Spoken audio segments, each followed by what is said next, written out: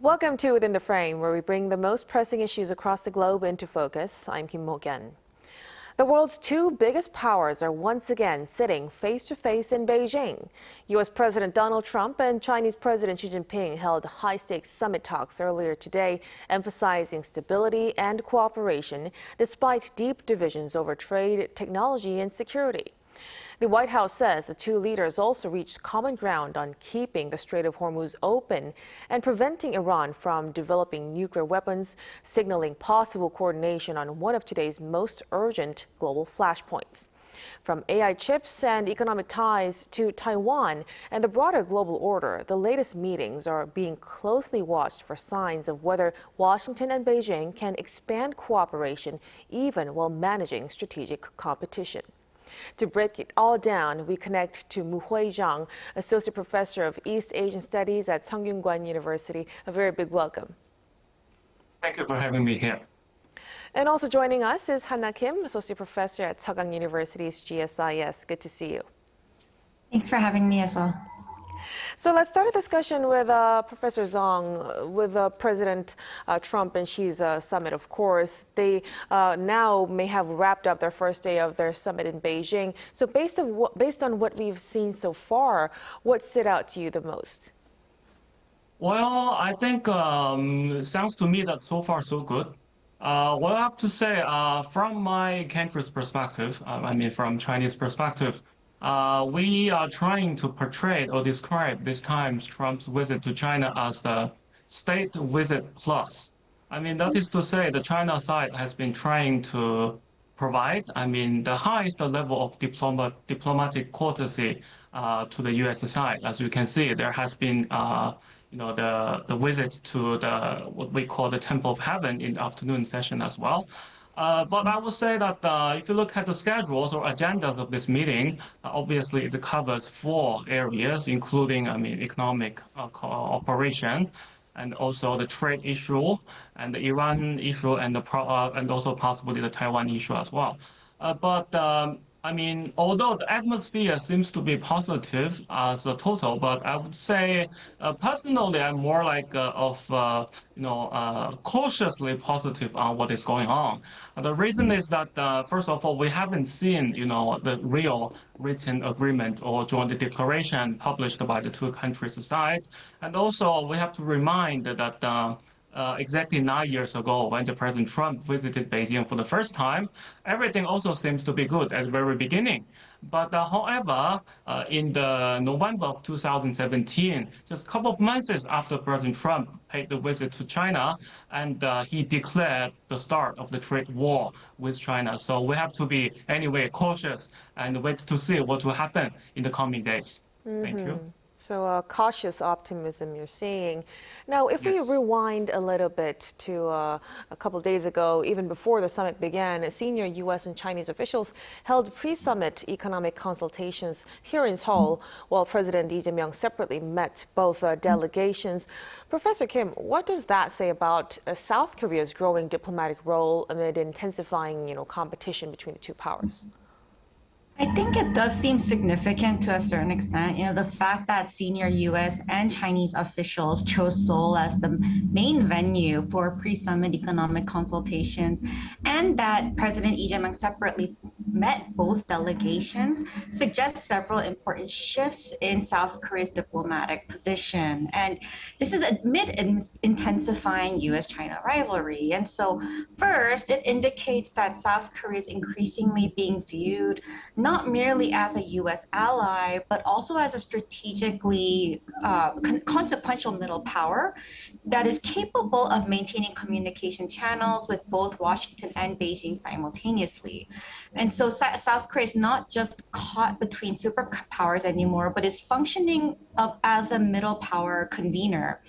And the decision by U.S. Treasury Secretary Scott Bessent and Chinese Vice Premier He Lefeng is also, and the fact that they held last-minute consultations in Seoul before the Trump-Xi summit was diplomatically symbolic. But in addition to this, it reflects Seoul's growing value as an intermediary space in the Indo-Pacific Pacific.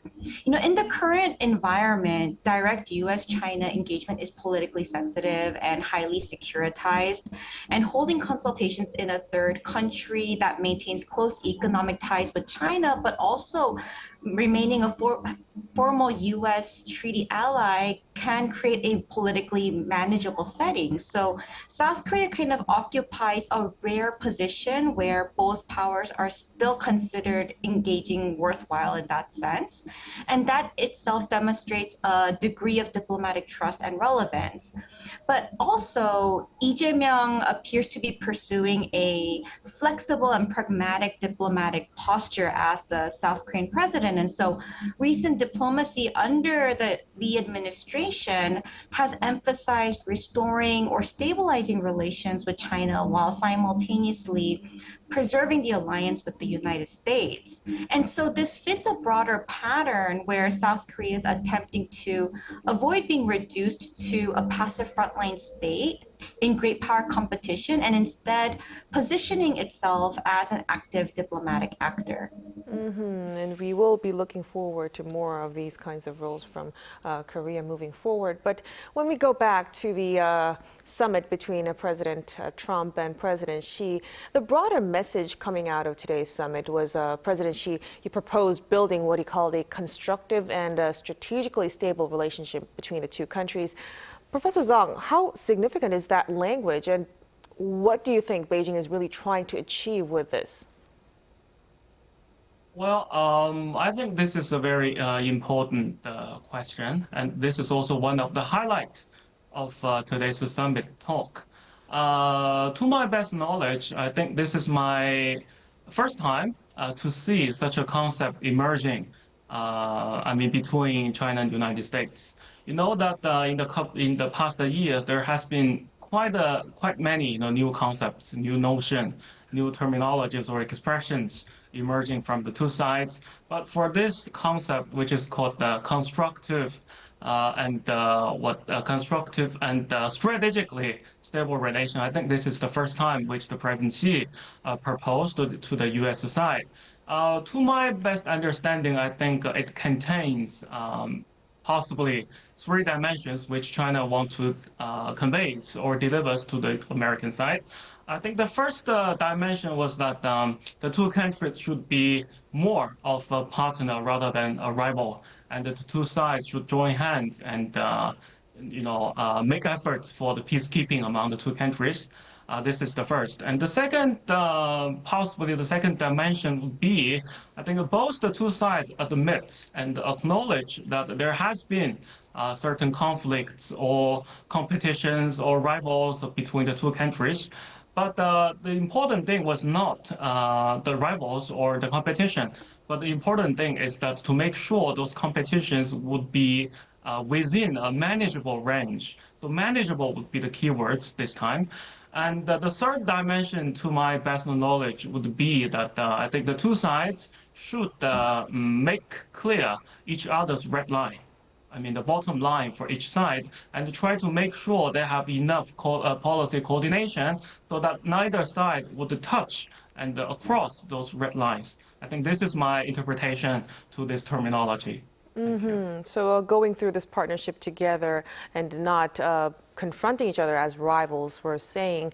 But meanwhile, we are aware that NVIDIA CEO Jensen Huang unexpectedly joined President Trump's delegation at the last minute alongside other major American business leaders as well. Professor Zhang, what does this inclusion tell us about how central AI and semiconductor issues have become in bilateral relations? Yes, I do see some, media reports from the U.S. side. Jensen Huang was pretty in a hurry to take airplanes. And indeed, this afternoon, around 5 or 4 o'clock, I do observed there was, a Chinese premier, Li Qiang's, hosting of a meeting with the U.S. business representatives and the CEOs.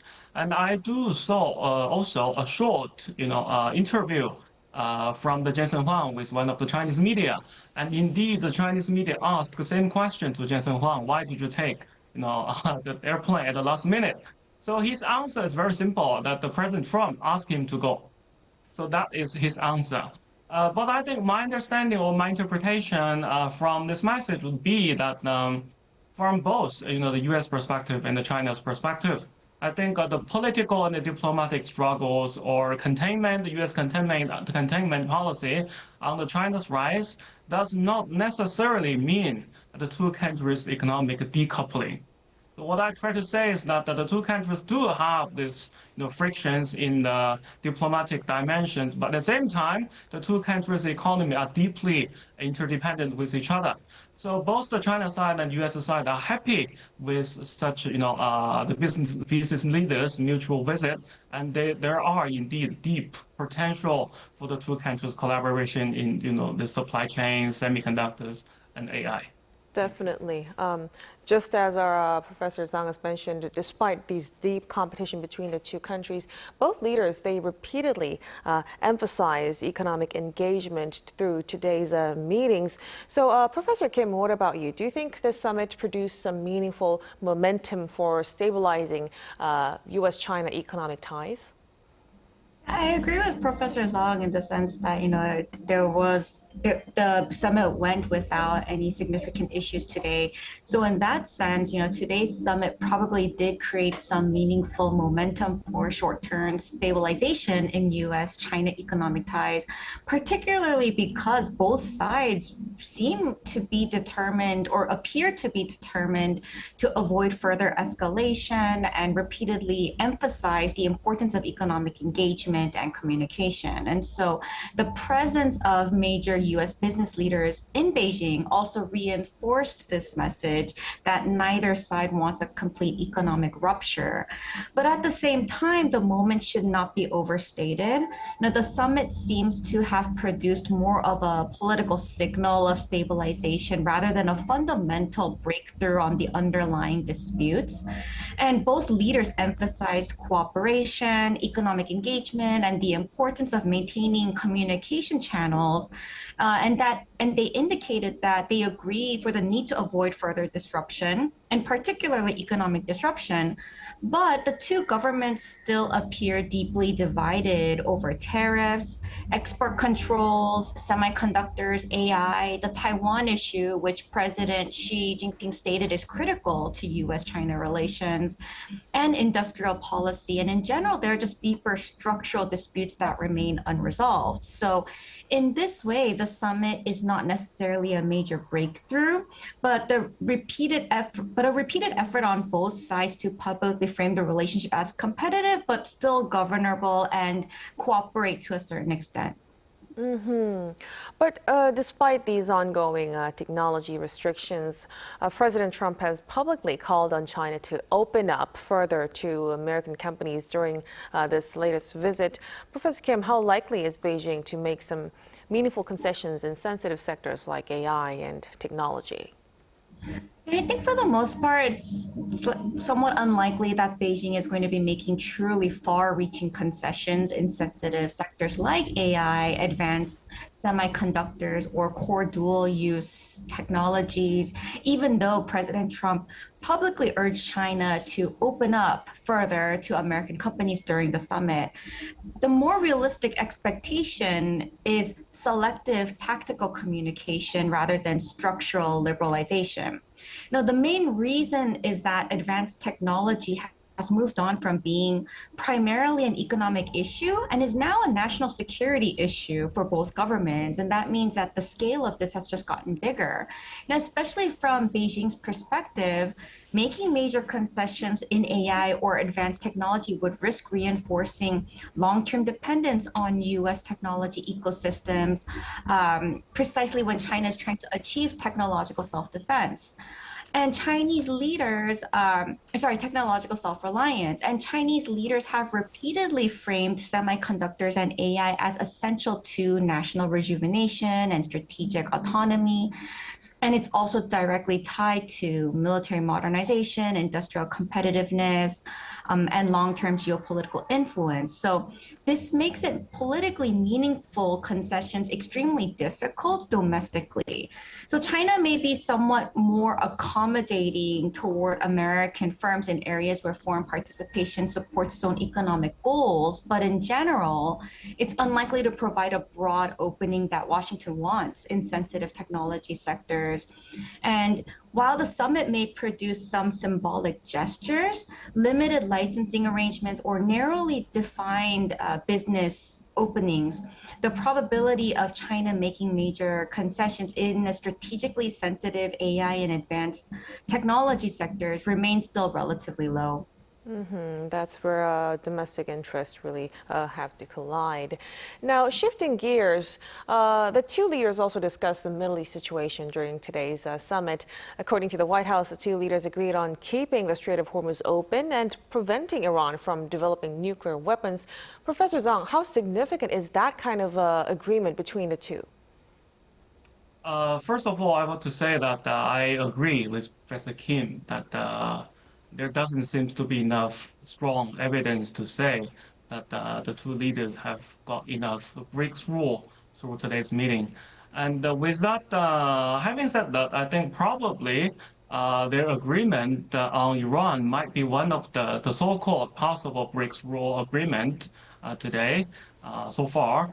But one important thing is that I've also searched the internet. I also noticed that according to the Western media or according to the White House from the American side, there has been a confirmation that the President Xi got agreement with President Trump on the opening, of the Hormuz Strait and also the Iran's denuclearization issue.